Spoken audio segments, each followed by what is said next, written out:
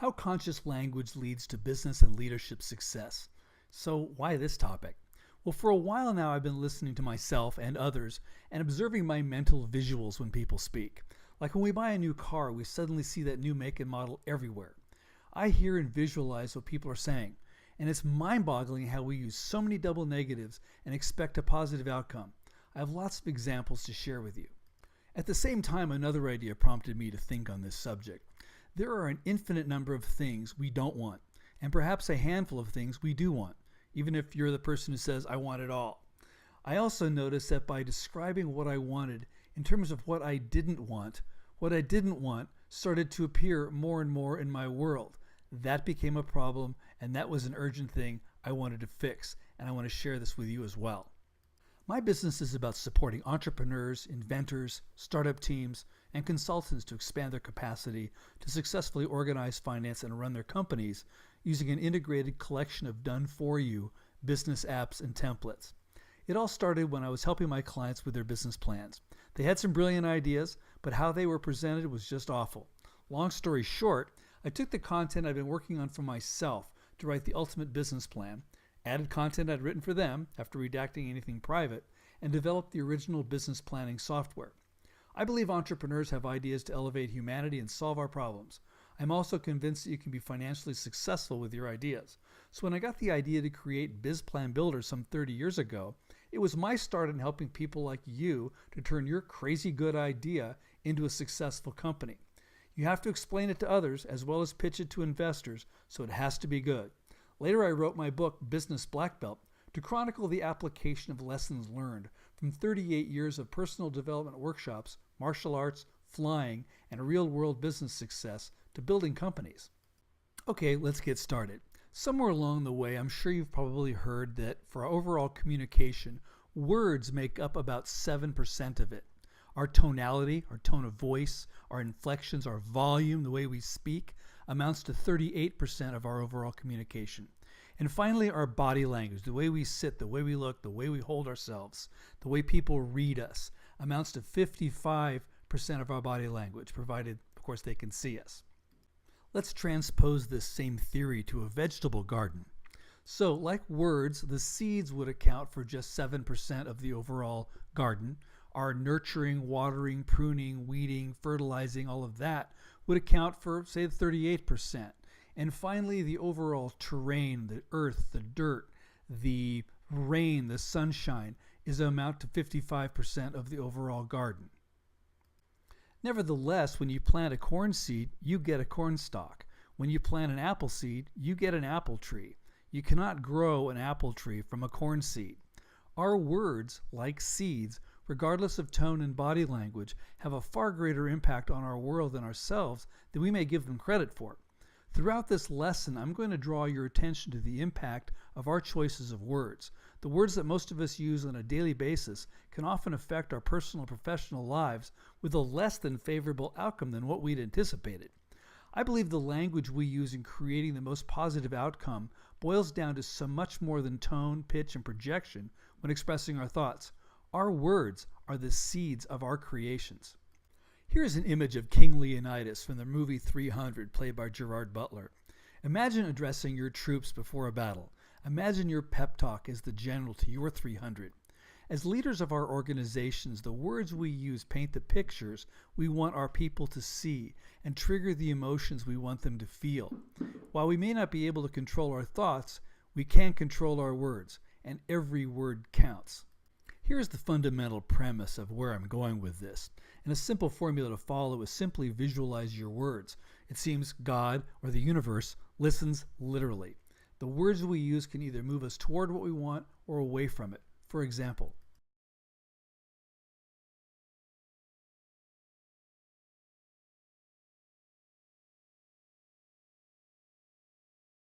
don't think of an elephant. Don't forget your car keys. Don't forget to pick up the kids. Don't think of an elephant. Don't forget the milk. Don't worry. Don't be late. Don't lose that. Don't miss out. Elephant, elephant, elephant. The operative word comes right after don't. Say the words don't forget, and then say remember. Does it feel different in your body? Like, oh no, I don't want to miss out. Oops, I forgot. What happens when you Google something? Here's a Google page where I typed, "Don't find me a puppy." We are actually already practicing this when we talk with ourselves or someone else. How does Google respond? Well, it looks like it shows you nothing but puppies. In fact, 116 million results on where to find a puppy, even though I distinctly typed in, "Don't find me a puppy." For simplicity on a compass, there's 360 degrees. If you're going in one direction, only one direction matters. If you're headed north, for example, the other 359 degrees on the compass just don't matter. Only the one thing matters, the direction you're going. That means also the action you want. So to talk about all the infinite things that you don't want, the 359 degrees of direction where you don't want to go, is pointless. The only thing really worth talking about or mentioning or focusing on is the direction you're going, the things you want, what you want people to do, what you want to have happen, how you want it to work. In the book, The Four Agreements by Don Miguel Ruiz, he talks about the four agreements that we make. The first one, of course, is being impeccable with your word. Now, I thought that used to mean tell the truth, do what I say I'm going to do. But it also means choose your words carefully because they carry power in the universe. Of course, the other agreements are do your best, don't take anything personally, don't make assumptions. And the new book he wrote on the fifth agreement, which is be skeptical. But to my point here, where it says don't take anything personally, I would change that to say everything they say is a revealing reflection of themselves. Everything I say is a revealing reflection of myself. Versus saying don't make assumptions. There may be more facts I need before making a decision. So the don'ts he says here, but I'm pointing out again, we say don't and use double negatives in our culture backwards and forwards and all over the place. Yet look at the effect that it has on our thinking. Dr. Norman Vincent Peale was an early pioneer of this concept with his book, The Power of Positive Thinking, where he said, change your thoughts and you change your world.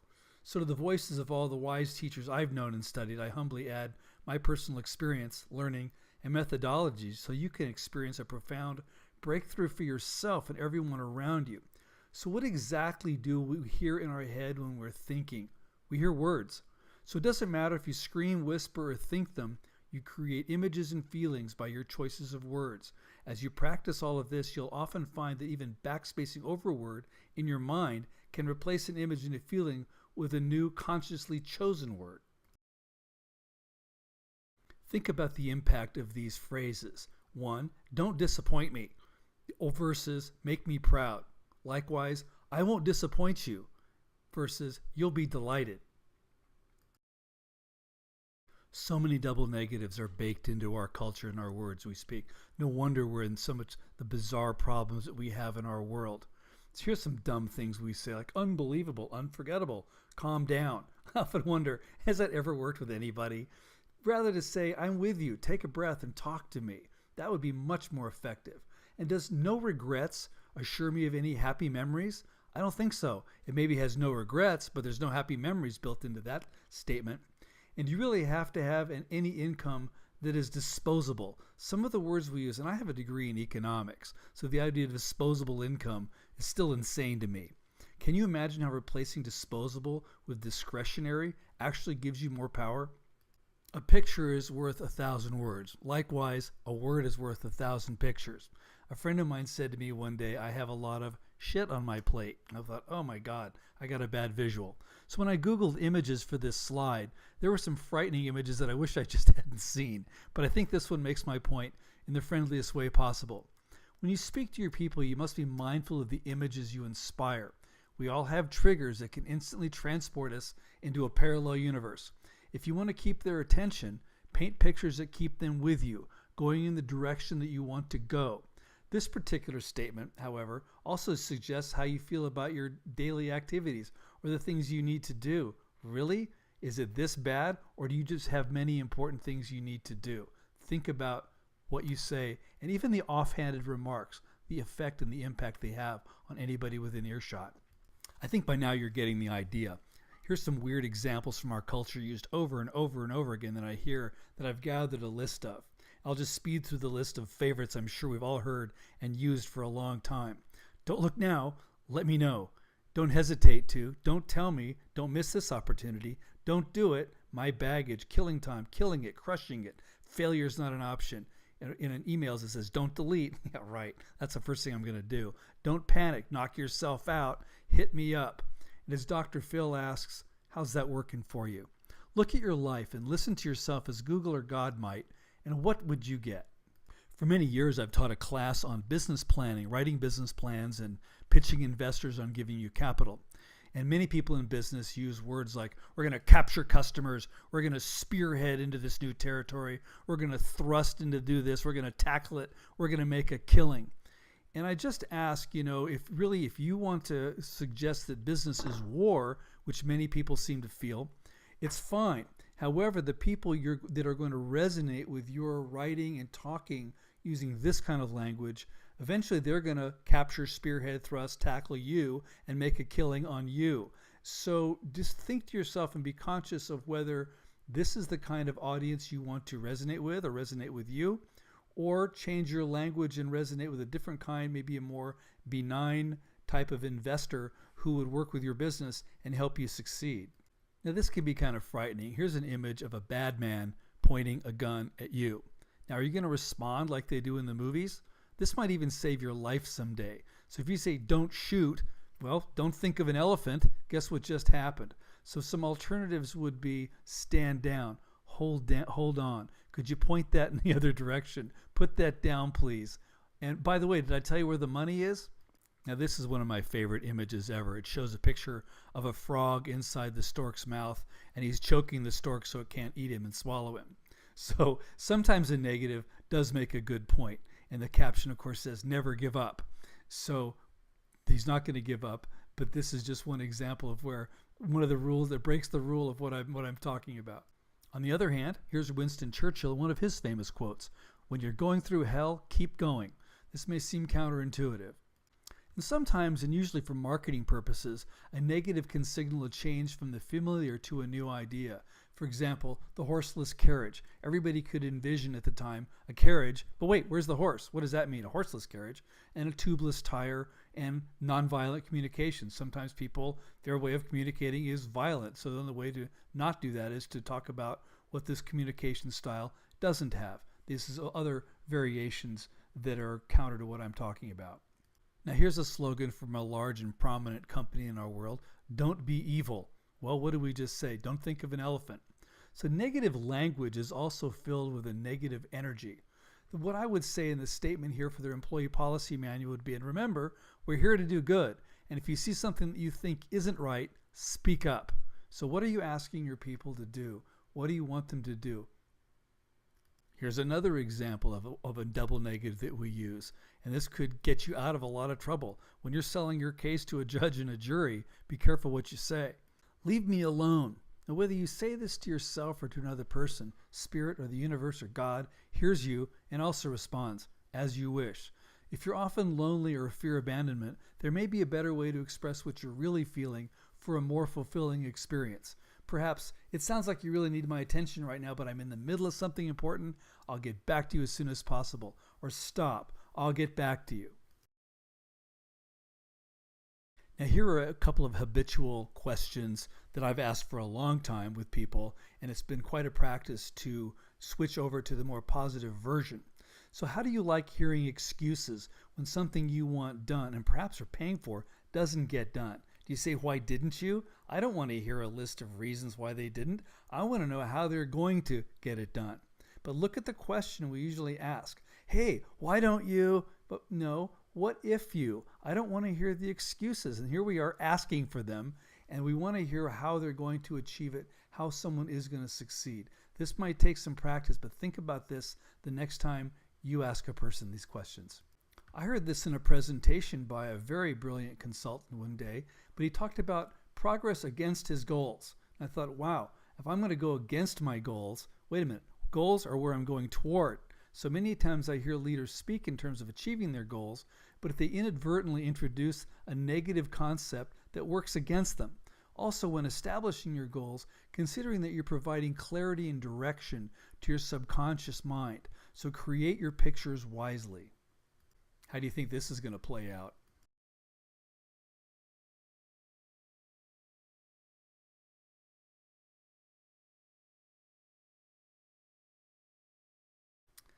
This looks like knowledge, but it sure sounds like no. You know what I mean? Did you know?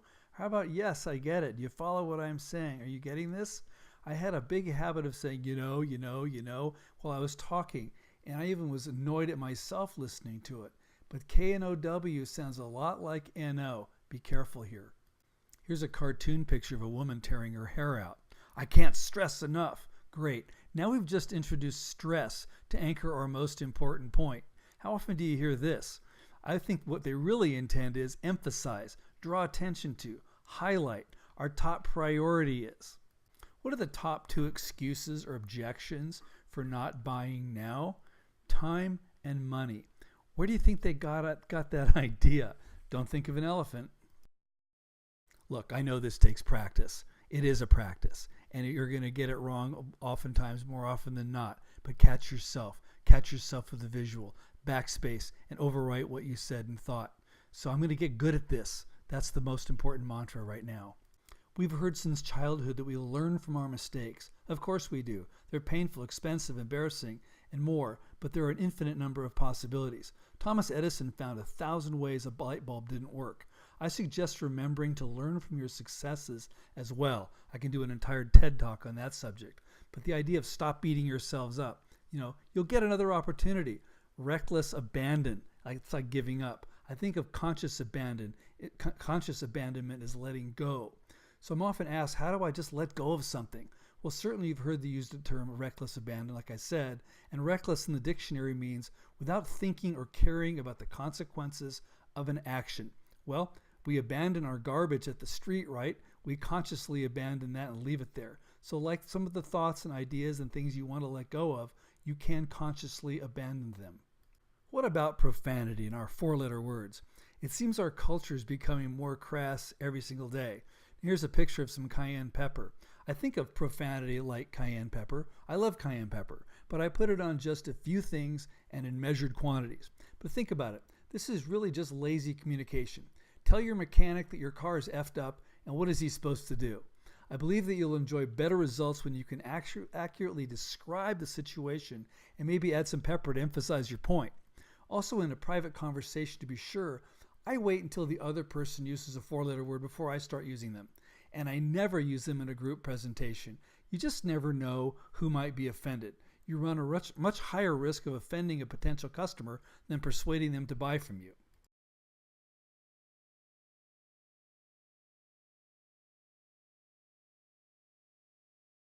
As a little boy, I picked up I guess I'd call it a mantra from my grandmother, save the best until last. Now, the context when she used that was at dinner. So eat your vegetables, eat your potato, save the meat until last. Nevertheless, I saved everything for the last. The best customers, the best girl at the high school dance, always save the best until last. How'd that work for me? Not so well. So here's some other things that people say in sales presentations, like don't wait. There's no better deal out there. Look no further. What are you telling people to do? You're throwing elephant into the sales presentation. And when you get to the end of your pitch, why do you have all these objections? Well, you've created them, and now you've got a herd of elephants to deal with. I've been editing some of the letters and correspondence in our dashboard sales section. And every single letter that we inherited from the company we acquired them from ended with, don't hesitate to contact me with problems and questions. And I thought, oh, that is so awful. My whole body kind of went into some nasty contortion of just feeling ugh. So I changed it to say, after a perfectly good sales letter, you end it with this. And so repeat these 2 sentences internally to yourself and just see how they feel. Don't hesitate to contact me with problems and questions versus please feel free to contact me with questions and ideas. So I changed the words. I invite people to feel free about this. And I think the tone of the letter after this wonderfully positive sales pitch to end it this way came out way better than before. Okay, this one's my all-time favorite that I love to hate, called Go for Broke. Really? Is that what you really want to do? Go for broke? I think what you're really trying to say is I'm all in. I'm fully committed. My new mantra would be, with my luck, I'll make a fortune on this. So I like to think that this is way more than just positive mental attitude. It's really replacing our double negatives. It's like getting our steering adjusted in the car. You've driven your car sometimes and your car just wants to pull off the road one way or the left or the right, and you've got to muscle it and hold that steering wheel on the road. That to me is positive mental attitude. Maintain that positive mental attitude despite the negativity. Well, if you replace your double negatives, it's like getting your steering adjusted. The car's going to drive straight and you won't have to overcome its negative tendencies by muscling the steering wheel. Besides, my positive mental attitude is my bright green Lamborghini I'm looking at. So, as our fearless leader, King Leonidas again, what are you going to tell your troops? Don't hurt yourselves. Don't do anything stupid. Try not to lose. So if you describe what you want in terms of what you don't want, what do you think you're going to get? So what kind of leader are you going to be? What do you say to your people? This or something like this? Win for your family and people. Be the best you can be. Make me proud.